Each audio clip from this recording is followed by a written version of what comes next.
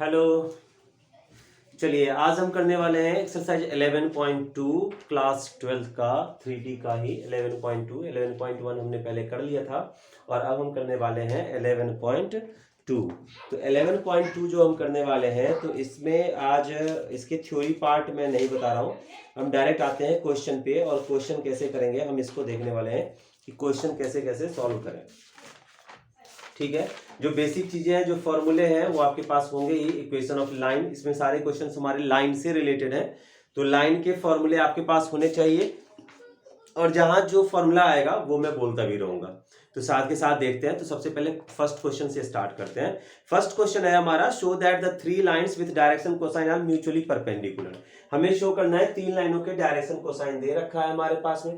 तो three line के direction cosine दे रखा है, जैसे 12/13 -3/13 -4/13 एक लाइन हो गया। और दूसरा लाइन है हमारा जिसमें है 4/13 12/13 3/13 and third line is that 3/13 -4/13 and 12/13. So now we need to find that these are mutually perpendicular. Mutually perpendicular होने के लिए क्या होना चाहिए? तो mutually perpendicular होने के लिए होना चाहिए बच्चे, क्या बताया था कि a1 a2 plus b1 b2 plus c1 c2 हमारा 0 होना चाहिए। अगर a1 a2 plus b1 b2 plus c1 c2 0 हो जाएगा तो ये परपेंडिकुलर हो जाएगा। मतलब इसका इससे a1 a2 plus b1 b2 plus c1 c2 एक में कर देता हूं। देखो आप कि 12/13 इंटू 4/13 फिर प्लस -3/13 इंटू 12/13 फिर प्लस -4/13 इंटू 3/13 और ये हमारा 0 के इक्वल होना चाहिए। तो ये म्यूचुअली परपेंडिकुलर हो जाएगा। ठीक है, तो अब 12/12 इंटू 4 कितना हो जाएगा 48/169।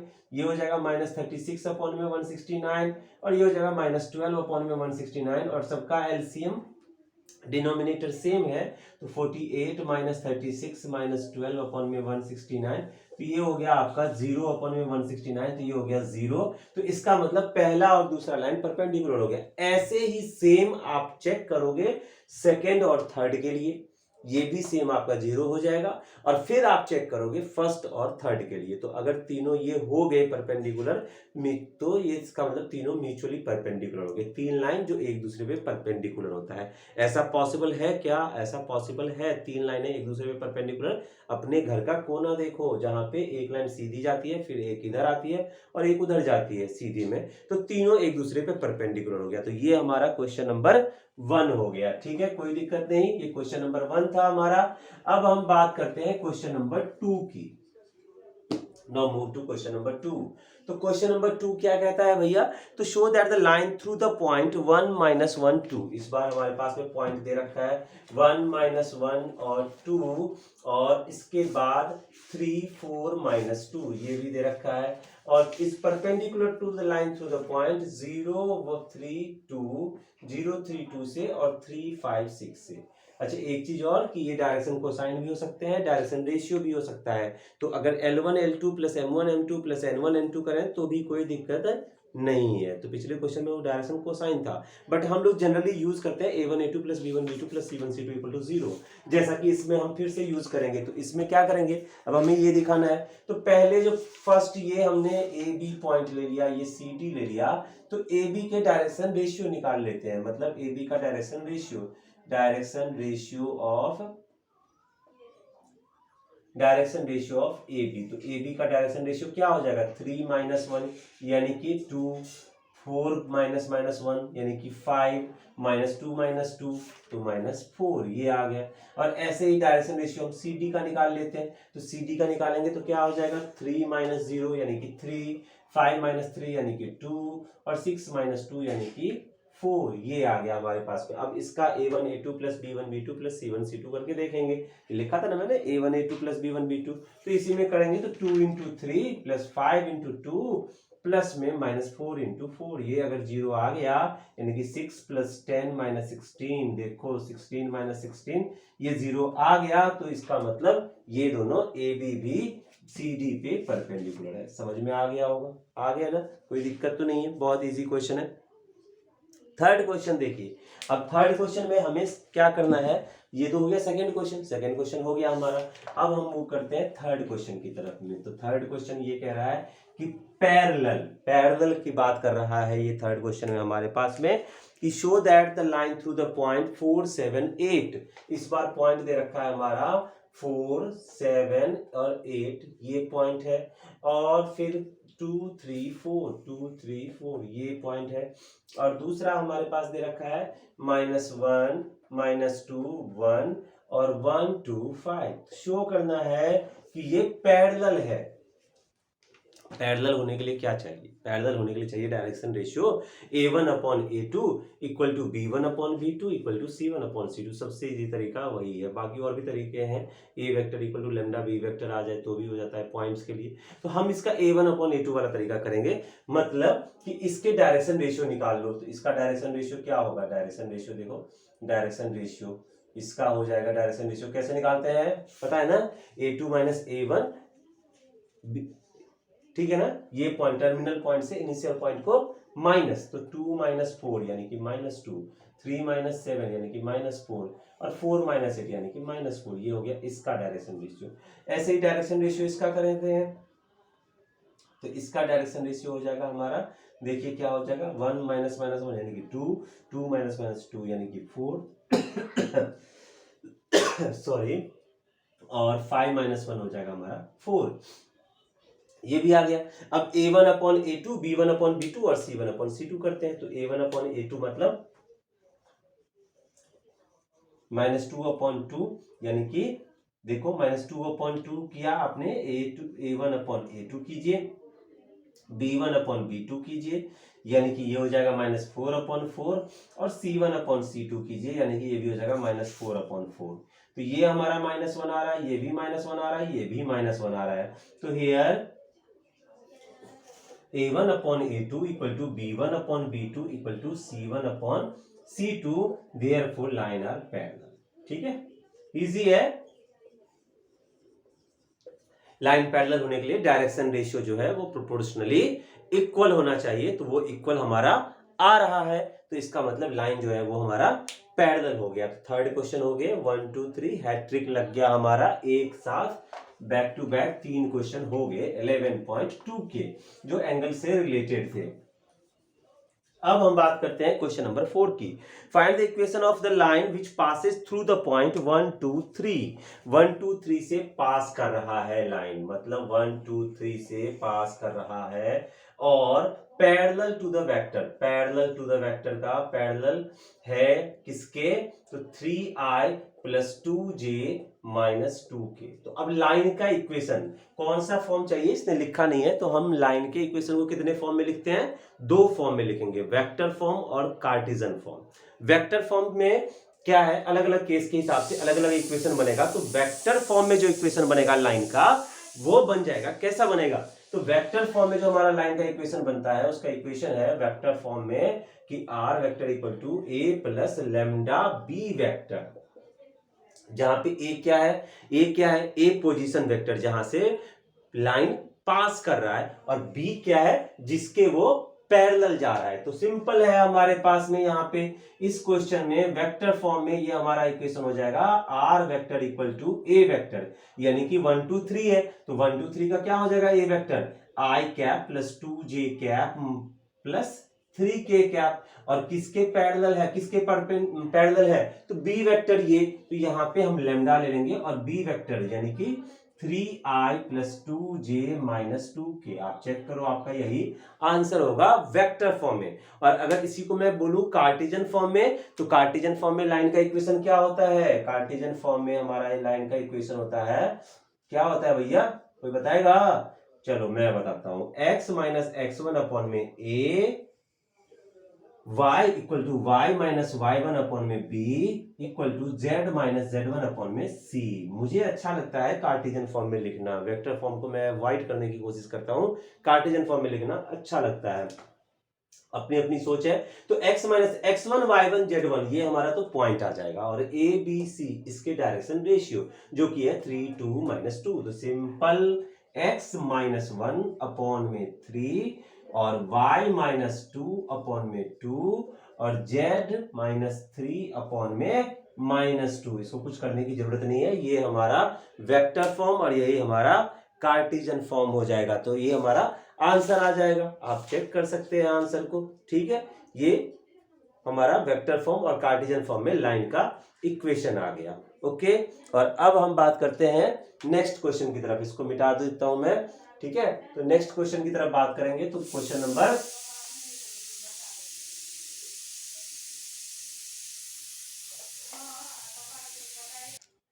चलिए, तो अब हमारा क्वेश्चन नंबर 4 हो गया। क्वेश्चन नंबर 4 हो गया, तो अब हम बात करते हैं क्वेश्चन नंबर 5 की। पांचवा क्वेश्चन हमारा अभी फिफ्थ क्वेश्चन, क्वेश्चन नंबर 5। तो फिफ्थ क्वेश्चन क्या है? Find the equation of the line in vector and in cartesian form that passes through the point with position vector दे रखा है 2i, यानी कि ये पोजीशन वेक्टर है भैया जी। तो पोजीशन वेक्टर देखो बालक ध्यान से, पोजीशन वेक्टर है हमारा 2i - j+4k, ये हमारा पोजीशन वेक्टर है। और इसी के साथ साथ एंड इन द डायरेक्शन, यानी कि इसके पैरेलल है। डायरेक्शन मतलब उसके पैरेलल है, तो किसके पैरेलल है? i+2j, डायरेक्शन ऑफ, डायरेक्शन में है इसके क्या? i+2j - k। तो अब इसका मुझे इक्वेशन लिखना है, तो मुझे लगता है ये बहुत इजी है, आप खुद लिख सकते हो। क्या वेक्टर फॉर्म में चाहिए ना इस क्वेश्चन में आंसर हमारा? फाइंड द वेक्टर, दोनों फॉर्म में चाहिए। चलिए, तो वेक्टर फॉर्म में क्या हो जाएगा? अभी मैंने बताया था, क्या बताया था कि are vector equal to A vector plus lambda B vector. तो ए वेक्टर की जगह पे आ जाएगा 2i - j+4k और प्लस में लेमडा बी वेक्टर यानी कि i+2j - k। ये हमारा वेक्टर फॉर्म का आंसर आ गया। और कार्टेशियन फॉर्म में क्या हो जाएगा भैया? तो कार्टेशियन फॉर्म में हो जाएगा हमारा, देखो कार्टेशियन फॉर्म में हो जाएगा x - x1। तो यहां से ना हम पॉइंट उठाएंगे 2 - 1 4, 2 - 1 4 को उठाएंगे तो x - 2 अपॉन में 1, क्योंकि 1 2 - 1 हमारा डायरेक्शन रेशियो है। तो 1 2 - 1 हमने नीचे से उठाया, मतलब जो डायरेक्शन रेशियो, और वो हमारा पॉइंट। तो x - 2 अपॉन में 1 और y - +1 अपॉन में 2 और z - 4 अपॉन में -1। ठीक है, तो ये हमारा कार्टेशियन फॉर्म भी आ गया। वेक्टर फॉर्म और कार्टेशियन फॉर्म दोनों फॉर्म आ गया। अब बात करते हैं क्वेश्चन नंबर 6 की। थोड़ा जल्दी जल्दी मूव ऑन करो, इजी क्वेश्चन है। Find the Cartesian equation of the line which passes through the point -2 4 -5।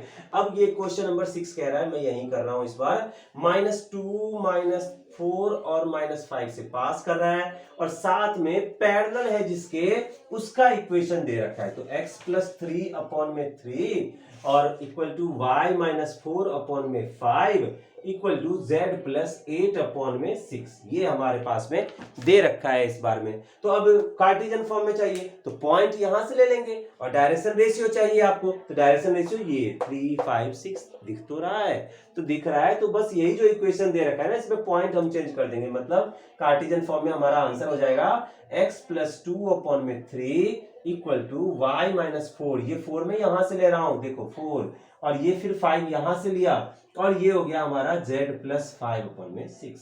तो वेक्टर फॉर्म कार्टेशियन फॉर्म दोनों फॉर्म में, मतलब कार्टेशियन फॉर्म में हमारा आंसर आ गया, जो ये कह रहा था कि हमें कार्टेशियन फॉर्म में चाहिए था। तो ये क्वेश्चन नंबर 6 भी डन हो गया। अब क्वेश्चन नंबर 6 आपका डन हो गया, तो इसी हिसाब से आप क्वेश्चन नंबर 7 देखो। आपके पास में इक्वेशन दे रखा है x - 5 अपॉन में 3, y + 4 अपॉन में 7, z - 6 अपॉन में 2। तो इसका वेक्टर फॉर्म चाहिए। तो देखो मैं यही लिख रहा हूं, इजी है, वेक्टर फॉर्म चाहिए। तो वेक्टर फॉर्म में क्या हो जाएगा? r वेक्टर इक्वल टू, पहले क्या लिखते हैं? a वेक्टर, यानी कि पोजीशन वेक्टर। तो पोजीशन इसमें पॉइंट कौन सा है?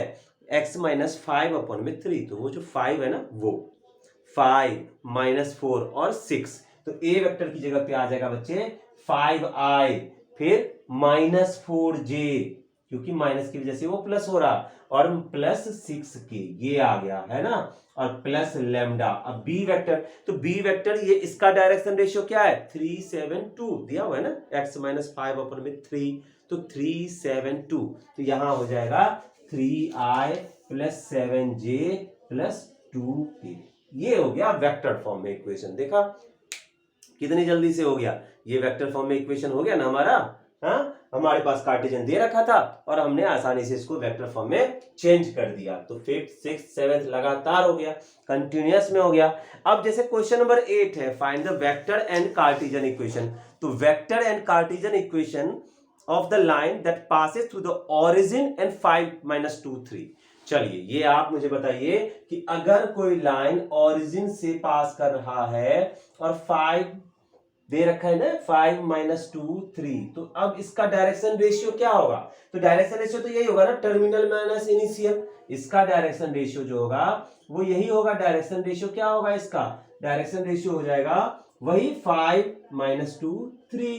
तो अब इसका मुझे अगर कार्टेशियन फॉर्म लिखना होगा तो मैं क्या लिखूंगा कार्टेशियन फॉर्म में? कार्टेशियन फॉर्म सीधा लिखूंगा, देखो क्या लिखूंगा, x minus 0, x minus 0 x ही होगा, अपॉन में 5 y माइनस 0 यानी कि y, तो y अपॉन में ये भी हो जाएगा हमारा, y अपॉन में क्या हो जाएगा -2, और z माइनस 0, तो ये z अपॉन में हो जाएगा 3। सिंपल। तो ये हमारा कार्टेशियन फॉर्म हो गया। और अगर इसको वेक्टर फॉर्म में लिखना होगा तो r वेक्टर इक्वल टू, ये देखो वेक्टर फॉर्म में लिख रहा हूं यहीं पे, r वेक्टर इक्वल टू, यहां हो जाएगा a वेक्टर। तो a वेक्टर तो 0i प्लस 0j प्लस 0 के लिखने की क्या जरूरत है? तो ये लेमडा हो जाएगा क्योंकि वो 0 वेक्टर था, और लेमडा के साथ b वेक्टर में ये आ जाएगा 5i minus 2j plus 3k। कर रहे हैं ना आप हमारे साथ? कर रहे हो ना? कर रहे हो तो नोट भी कर रहे होगे। नोट कर लिया। 5 हो गया, 6 हो गया, 7 हो गया, और हमारा क्वेश्चन नंबर 8 हो गया। और जैसा हमने क्वेश्चन नंबर 8 किया वैसा ही क्वेश्चन नंबर 9 भी होगा। क्लियर? तो आते हैं, हम मूव करते हैं क्वेश्चन नंबर 9 की तरफ। कोशिश करते हैं कि खत्म करेंगे इसको हम। कितने क्वेश्चन है टोटल? 17। तो क्वेश्चन नंबर 9 की तरफ आते हैं। क्वेश्चन नंबर 9, ठीक। क्वेश्चन नंबर 9 क्या कह रहा है? Find the vector and cartesian equation of the line that passes through the point. 9th में, अब 9th में ये है कि पहला है 3 माइनस 2 माइनस 5, और दूसरा पॉइंट है हमारा 3 माइनस 2 और 6। तो अब मुझे वेक्टर और कार्टेशियन इक्वेशन, अच्छा 2 पॉइंट जब दे रखा होगा, मैंने इसकी बात नहीं की, अभी फिर से बात करता हूं। 2 पॉइंट अगर दे रखा होगा ना, तो ऐसे में लाइन का इक्वेशन क्या होगा? तो सबसे बेस्ट तरीका तो ये है कि आप उसका डायरेक्शन रेशियो निकालें, और जो पहला पॉइंट है वो गिवन पॉइंट ले लें, और जो दूसरा पॉइंट है वो पैरेलल टू द वेक्टर वाली जगह पे रख दें। R vector equal to A vector plus lambda B vector. But formula दे रखा है आपके लिए बुक में अलग से कि are vector equal to b minus a plus, नहीं, पहला वाला a vector plus lambda b minus a, मतलब सेम ही बात दे रखी है। या अगर कार्टेशियन इक्वेशन में बात करें तो x माइनस x1 अपॉन में x2 minus x1 equal to y minus y1 upon में y2 minus y1 equal to z minus z1 upon में z2 माइनस z1। तो हम ऐसा कर सकते हैं, बट मैं, ये बढ़िया तरीका है कि आप यहाँ पे डायरेक्शन रेशियो निकाल दें। इसका डायरेक्शन रेशियो क्या हो जाएगा इसका? कौन बताएगा? चलो बालक जल्दी जल्दी बोलो। 3 माइनस 3 0, माइनस 2 0, 6 प्लस 5 11। तो ये हो गया। तो इसका अब मुझे निकालना है वेक्टर और कार्टेशियन। तो कार्टेशियन फॉर्म में पहले लिखता हूं। चलिए, तो ये क्या हो जाएगा? x माइनस 3 अपॉन में 0, क्योंकि पहला पॉइंट ये हो गया x माइनस x1 अपॉन में 0। अच्छा, y प्लस 2 अपॉन में 0, और z प्लस 5 अपॉन में 11। ये हमारा आंसर होगा। अब ज्यादा दिमाग मत लगाना, 0 0 लिखा है तो लिखू ही ना, ये सब ऐसी गलती मत करना। और वेक्टर फॉर्म में क्या हो जाएगा? तो r vector equal to a vector, तो a वेक्टर हो जाएगा हमारा ये, यानी कि 3i minus 2j minus 5k। ये हो गया हमारा r plus lambda b vector. तो b वेक्टर में 0i plus 0j minus plus 11k, तो वो हमारा सिर्फ 11k कैप लिखने की जरूरत है, बाकी लिखने की जरूरत नहीं है। क्लियर? तो 2 पॉइंट दे रखा होगा तो लाइन का इक्वेशन कैसे करेंगे वो हमने देख लिया। 1 पॉइंट दे रखा होगा और डायरेक्शन रेशियो होगा तो कैसे करेंगे वो भी हमने देख लिया। अब हम बात करते हैं find the angle between the following pair of line. अब एंगल बिटवीन द लाइन के लिए आपके पास में फॉर्मूला है जो आपने पढ़ रखा है। इसको मिटाता हूं मैं, ठीक है। एंगल बिटवीन द लाइन का क्या फॉर्मूला है? क्वेश्चन नंबर 10 की बात करते हैं। तो क्वेश्चन नंबर 10 का फर्स्ट पार्ट जो हम करेंगे, तो एंगल बिटवीन द लाइन का फॉर्मूला है कि cos theta equal to a1 a2। ध्यान से, ठीक है। cos theta equal to mod में a1 a2 plus b1 b2 plus c1 c2 upon में रूट में a1 square plus b1 square plus c1 square और दूसरे में a2 square plus b2 square plus c2 square. ये है हमारे पास में। इसमें दो बातें और मैं बता दूं। क्या बातें? वही बातें जो मैंने सबसे पहले स्टार्टिंग में बताया था। ठीक है, आप चाहो तो इसको नोट कर सकते हो। क्या नोट करोगे कि इफ अगर a1 a2 plus b1 b2 plus c1 c2 zero होगा तो इसका क्या मतलब होगा? किया था ना पहले क्वेश्चन में, लाइन परपेंडिकुलर होगा। मतलब लाइन जो है वो लाइंस आर परपेंडिकुलर। ठीक है, और if a1 upon a2 equal to b1 upon b2 equal to c1 upon c2, तो इसका मतलब हो गया लाइन जो है वो पैरेलल है, और जो पैरेलल है वही कोलिनियर भी हो जाएगा। तो आप आसानी से चेक कर सकते हैं इसको।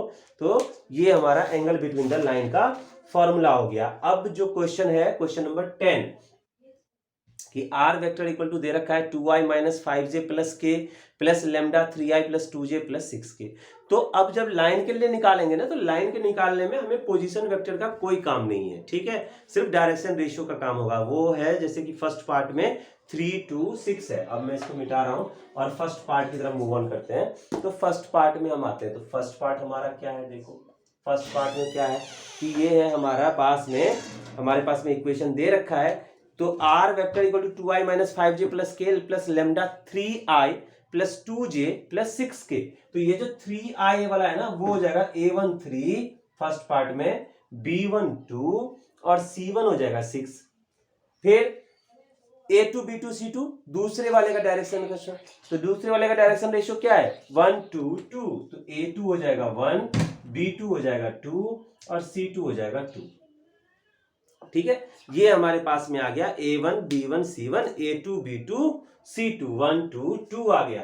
अब हम इसको पुट करके देख लेते हैं कि हमारा एंगल क्या निकल के आ रहा है। तो क्या निकल के आएगा बच्चे? cos theta equal to, calculation आपकी फास्ट है, 3 into 1 plus 2 into 2 plus 6 into 2, ये आ गया। और अपॉन में आ गया हमारे पास में क्या कि 3 का स्क्वायर प्लस 2 का स्क्वायर प्लस 6 का स्क्वायर, और दूसरे में 1 का स्क्वायर प्लस 2 का स्क्वायर प्लस 2 का स्क्वायर। ठीक है ना, और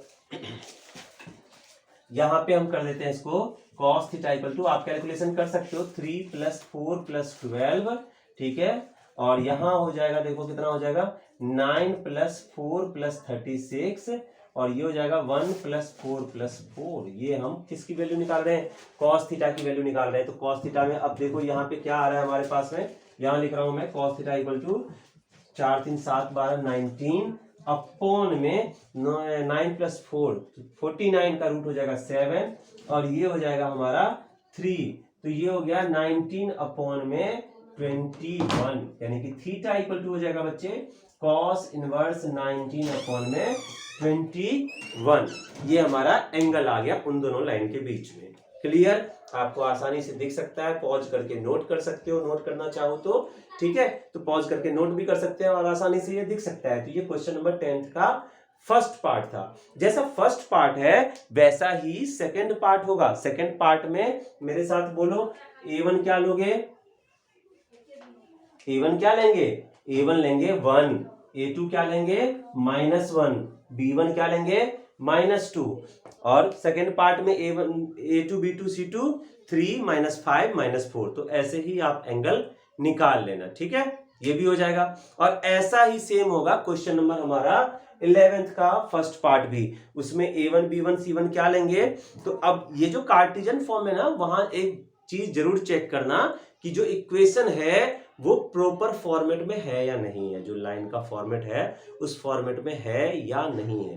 तो 11th के फर्स्ट पार्ट में a1 लेंगे हम 2, a1 b1 c1 2 5 -3, और a2 b2 c2 -1 8 और 4, ये हम लेंगे। ठीक है, और सिंपल यही formula cos theta equal to हो जाएगा। कैलकुलेशन बस ध्यान से करना तो आंसर आ जाएगा। सेकेंड पार्ट में a1 b1 c1 हम ले लेंगे 2, 2, 1 a1 b1 c1, और a2 b2 c2 ले लेंगे हम 4, 1, 8। ठीक, तो इसका भी आंसर आपके पास में आ जाएगा। अब हम मूव ऑन करते हैं क्वेश्चन नंबर 12 की तरफ। हो जाएगा आपसे 10th 11th एक पार्ट मैंने कर दिया और बाकी आप कर सकते हैं। ठीक है, तो मूव करते हैं क्वेश्चन नंबर 12 की तरफ। 12 जो है ये क्वेश्चन बोर्ड एग्जाम में भी आया था, और मुझे याद है ये उस टाइम में 4 मार्क्स में आया था। क्या है, find the value of p so that the line 1 minus x upon 3 1 minus x upon 3 equation लिख रहा हूं मैं 7y माइनस 14 7y माइनस 14 ठीक है अपॉन में 2p equal to z minus 3 upon में 2। एक तो ये लाइन का इक्वेशन है और दूसरा इक्वेशन मैं यहीं लिख रहा हूं, ये यहीं लिख रहा हूं मैं, क्या है ये हमारा 7 माइनस 7x अपॉन में 3p y माइनस 5 अपॉन में 1 और 6 माइनस z अपॉन में 5। अब ये कह रहा है कि p की वैल्यू निकालो जो कि ये परपेंडिकुलर है, मतलब ये परपेंडिकुलर है मतलब कोई ये दोनों राइट एंगल पे कट कर रहे हैं एक दूसरे को। तो भैया p की वैल्यू निकालने के लिए, परपेंडिकुलर निकालने के लिए आपको तो पता ही है क्या कि अगर दो लाइन परपेंडिकुलर होंगे तो a1 a2 plus b1 b2 plus c1 c2 0 होगा। ये तो पता है ना, a1 a2 plus b1 b2 plus c1 c2 equal to 0। हमने 3-4 क्वेश्चन कर दिए उस टाइप के। तो अब a1 b1 c1 है क्या, तो आप बोल दोगे a1 3 है, b1 2p है, c1 2 है, तो गलत गलत गलत गलत हो जाएगा। फिर क्या करेंगे, गौर से देखो, ये अपने औकात में नहीं है, ये अपने इक्वेशन के हिसाब से है नहीं, तो इसे अपने इक्वेशन के हिसाब से मुझे लाना पड़ेगा। अब इक्वेशन के हिसाब से लाने के लिए क्या करेंगे, तो देखो 1 माइनस एक्स लिखा हुआ है तो मुझे तो x माइनस 1 चाहिए बच्चे, तो x माइनस 1 चाहिए मुझे, तो x माइनस 1 के लिए क्या करेंगे कि यहां से माइनस 1 कॉमन लेके इसको मैं ऐसे कर दूंगा। देखो आप ध्यान से, x माइनस 1 अपॉन में माइनस 3 लिख सकते हैं ना इसको। ऐसे ही ये y माइनस होना चाहिए, तो 7 कॉमन लेके मैं इसको इसकी औकात में लाऊंगा, y माइनस 2 अपॉन में 2p अपॉन 7। ठीक है, कर सकते हैं ना, आपको पता होगा ये सब चीजें तो। और z माइनस 3 अपॉन में 2 भी आ गया। अब यहां आ जाओ, यहां से क्या हो जाएगा, यहां से माइनस 7 कॉमन आएगा, तो x minus 1 upon minus 3p upon 7, y minus 5 upon में 1 और z माइनस 6 अपॉन में माइनस 5, ये आ गया। अब ये लाइन के हिसाब से लग रहा थोड़ा सा, इसका मैंने इसको डेकोरेट कर दिया, तो डेकोरेट करके सजा वजा के एकदम बढ़िया हो गया, टिप टॉप से बढ़िया। तो अब मुझे निकालना है a1 a2 plus b1 b2 plus c1 c2 equal to 0, because given है अकॉर्डिंग टू क्वेश्चन, ये गिवन है कि ये परपेंडिकुलर है। तो a1 a2 तो क्या लिखेंगे बच्चे, minus 3 into minus 3p upon 7 plus 2p upon 7 into 1 plus 2 into minus 5 equal to 0। चलो मल्टीप्लाई करना आता है क्या, मुझे थोड़ा कम आता है, तो बताओ 9p अपॉन 7 लिख दो इसको, 9p अपॉन 7 ये होगा, और ये कितना होगा बच्चे 2p अपॉन 7, और ये हो गया माइनस 10 इक्वल टू 0। अच्छा एलसीएम क्या होगा भाई, एलसीएम, अच्छा 7 9p plus 2p minus 70 equal to 0। 2p तुम पियो मैं भी पीऊं, है ना, वो कहते हैं 9p plus 2p 11p minus 70 equal to हो जाएगा 0। तो अब क्या हो जाएगा ये हमारा p इक्वल टू हो गया 70 अपॉन 11। चेक कर लो आंसर को, चेक कर लो और चेक करके बताओ 70 अपॉन 11 आ रहा है, आ रहा है, चेक कर लिया। अच्छा भरोसा नहीं था तुमको मुझ पे, चलो भैया ठीक है, ये आ गया हमारा 70 अपॉन 11। और ये क्वेश्चन बोर्ड में भी आया था और अभी भी मुझे लग रहा है कि इस साल भी 2 नंबर का एक क्वेश्चन इस टाइप का आएगा, पहले तो 4 में आया था, 2 नंबर का ये क्वेश्चन आएगा। ऐसा ही अब जो नेक्स्ट क्वेश्चन है, शो दैट द लाइन, ये देखो are perpendicular to each other, question number 13। तो सिंपल है, इसको मिटाऊं, मैं मिटा ही देता हूं, आपने नोट कर ही लिया, और नोट क्या आपने सीख लिया, तो सीख लिया, तो अब उसके बाद की बात करते हैं। ठीक है, तो क्वेश्चन नंबर अब हम बात करते हैं कौन सा क्वेश्चन नंबर, कितने क्वेश्चन है हमारे पास में, अब हम बात करते हैं क्वेश्चन नंबर 13 की, कि show that the line x minus 5 upon में 7 y प्लस 2 अपॉन में माइनस 5 z अपॉन में 1 परपेंडिकुलर है। तो क्या करेंगे, a1 b1 c1 ले लो, वहां से 7 माइनस 5 1 से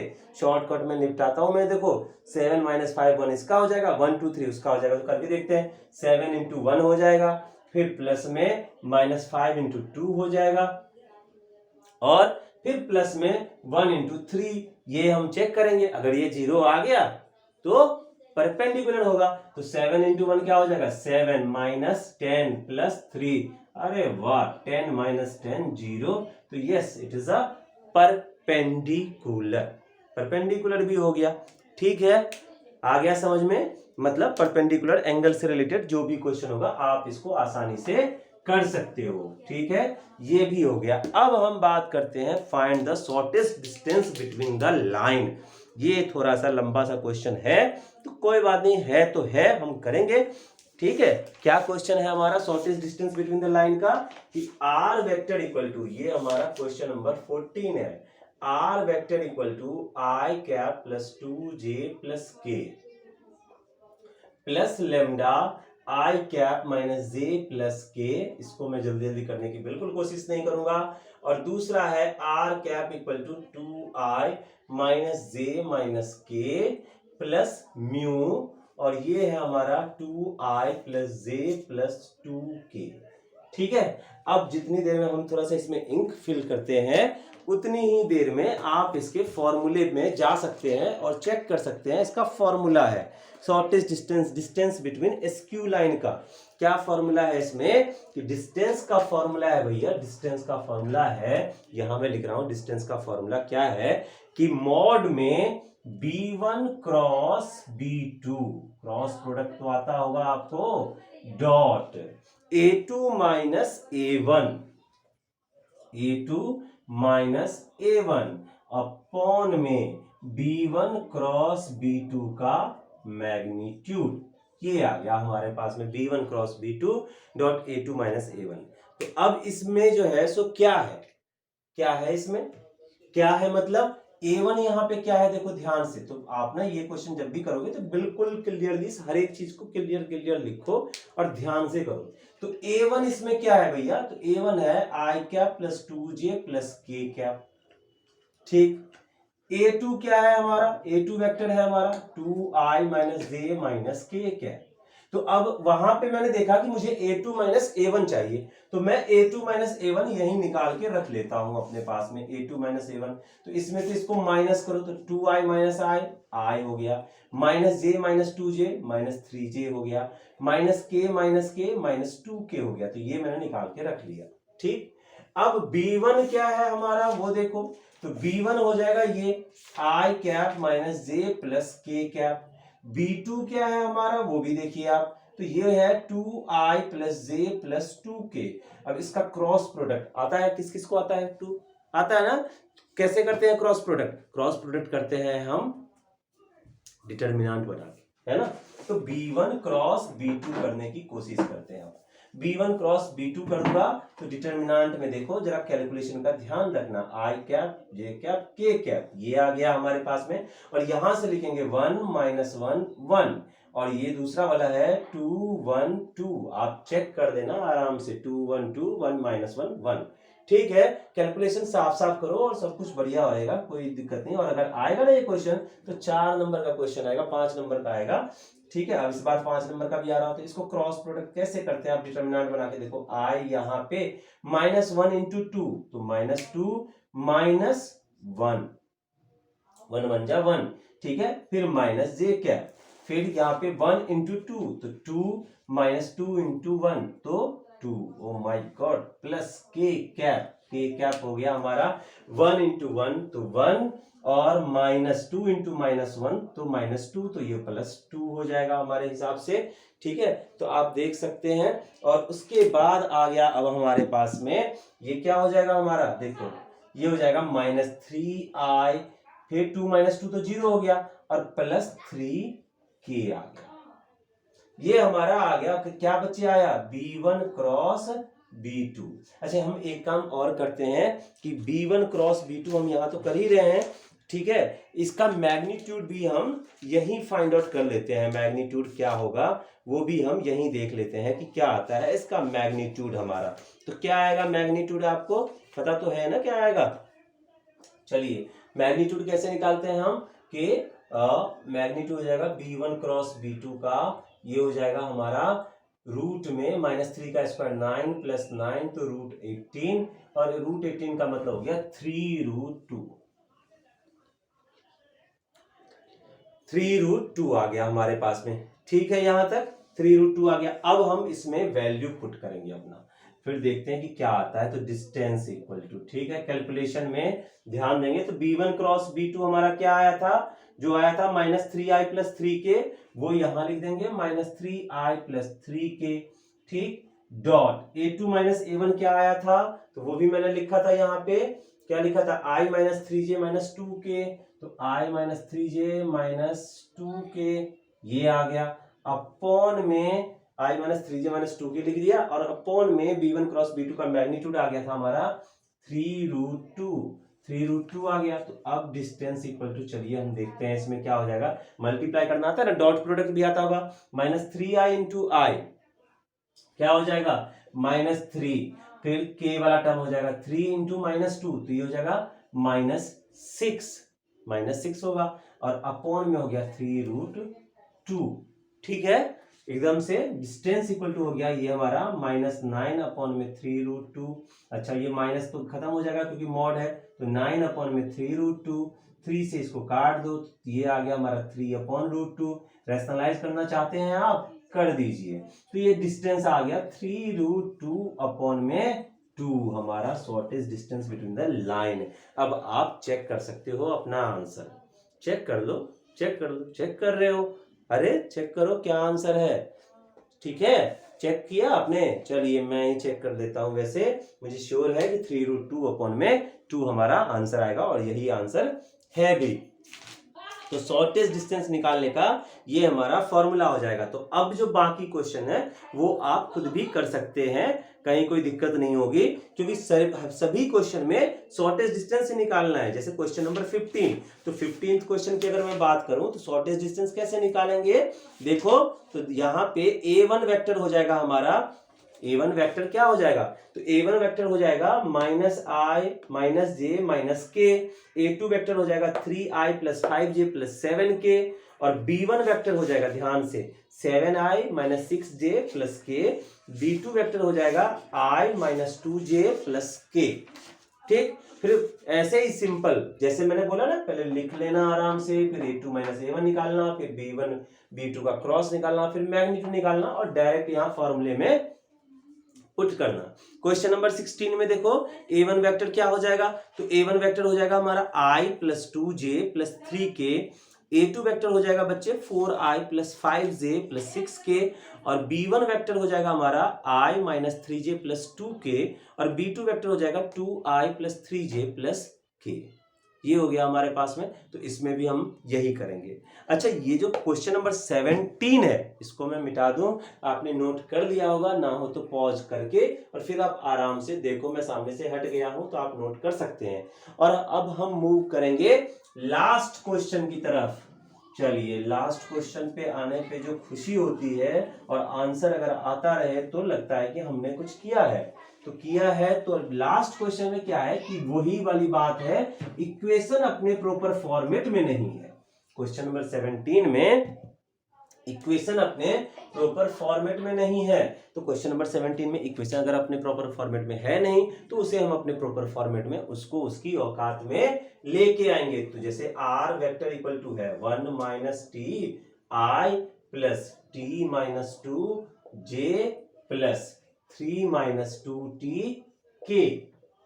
तो अब हम इसको इसकी फॉर्मेट में लेके आते हैं, ठीक है। तो कैसे लेके आएंगे, तो सिंपल देखो, मल्टीप्लाई कर दो 1 से i को, तो i - t i, मैं बोलता हूं सब कुछ लिखते जाओ तो ज्यादा आसान रहेगा, -2j, शॉर्टकट करने की कोशिश मत करो, 2tk। अब जो i j k वाले हैं उसको एक जगह कर देते हैं, i - 2j प्लस 3k, देखो एक जगह कर दिया, और -ti प्लस tj -2tk, इसको एक जगह कर दिया।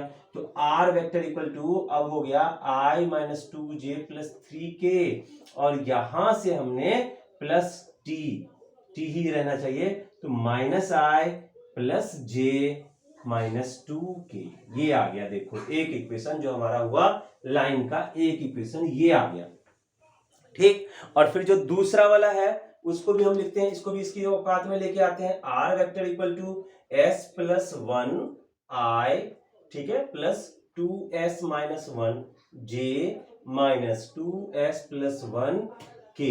अब हम इसको भी सॉल्व कर लेते हैं थोड़ा सा। तो इसको जब सॉल्व करेंगे बच्चे तो क्या हो जाएगा, आर वेक्टर इक्वल टू देखो एस आई, अब इस बार मैं शॉर्टकट में लिख दूं, क्या लिख देता हूं, देखो शॉर्टकट में आई फिर माइनस जे फिर माइनस के, एक आ गया, फिर एस कॉमन ले लेंगे हम यहाँ पे, और दूसरा आ जाएगा, आप देखो आई प्लस 2j माइनस 2k, ये हमारा सेकंड हो गया। तो अब जब डिस्टेंस निकालेंगे, क्या फॉर्मूला था डिस्टेंस निकालने का, अभी मैंने लिखा था डिस्टेंस का b1 क्रॉस b2, ठीक है, dot a2 minus a1 upon में b1 क्रॉस b2 का मैग्नीट्यूड। तो मतलब अब इस क्वेश्चन में a1 क्या लेंगे हम, i minus 2j plus 3k हमारा a1 हो जाएगा, a2 क्या लेंगे, i minus j minus k हमारा a2 हो जाएगा, b1 क्या लेंगे तो minus i plus j minus 2k हमारा b1 हो जाएगा, और b2 क्या लेंगे i plus 2j minus 2k हमारा b2 हो जाएगा। तो फिर हम इसी फॉर्मूले से इसका हम डिस्टेंस निकाल लेंगे, shortest distance between the skew line. Skew line क्या होता है, ऐसी लाइन जो पैरेलल भी ना हो और इंटरसेक्ट भी ना करे, तिरछी लाइन, ठीक है। तो अब इस दोनों लाइन के बीच का डिस्टेंस हम निकाल सकते हैं, और पेपर में 4 नंबर का एक क्वेश्चन शॉर्टेस्ट डिस्टेंस पे आता ही आता है, जनरली आता है शॉर्टेस्ट डिस्टेंस पे 4 नंबर का क्वेश्चन, और एक क्वेश्चन एंगल से रिलेटेड, या तो पैरेलल या परपेंडिकुलर, तो ये हमारे पास आता ही आता है, तो इसीलिए इसको हम ध्यान से करेंगे। तो 3D में जो 2 पार्ट है मेन, लाइन और प्लेन, तो ये लाइन के सारे क्वेश्चन थे। अब जो नेक्स्ट वीडियो हम बनाएंगे तो उसमें हम प्लेन के बनाएंगे, और इसी के साथ ये हमारा एक्सरसाइज खत्म हुआ। तो प्रेम से बोलिए बांके बिहारी लाल की जय। आप मेहनत कीजिए और एक्सरसाइज कीजिए। Thank you.